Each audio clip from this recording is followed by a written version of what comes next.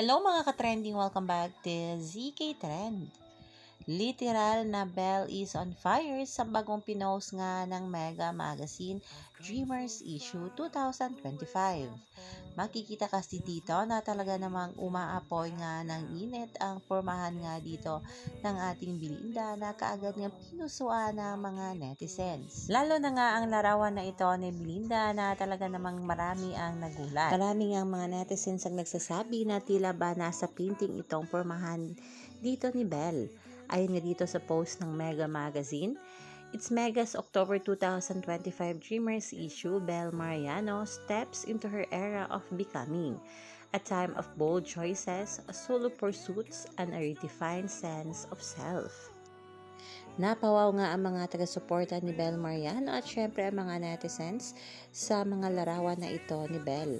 Ayon nga dito sa ilan nilang komento, "She's bold, she's fearless, she's Belle.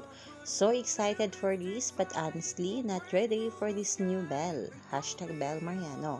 Ayun pa dito, "Looks like a painting. Belle Mariano so pretty. I'm so confused. I wanna gatekeep you but I wanna show you off to the world stage too. Belle that's face deserves to be seen and adored by many. Ang dalaga na talaga niya. As a mom, bakit parang gusto mo na kitang i-gatekeep? Belle is not baby anymore. Nagpalpitate ako sa'yo, bata ka. Hashtag Belle Mariano." Nakinulat mo kami dito. Inihahanda mo na ba kami for your next project in a more mature role? This is so hot now. I realize our baby girl is not a baby anymore. Thanks Mega Magazine for this issue.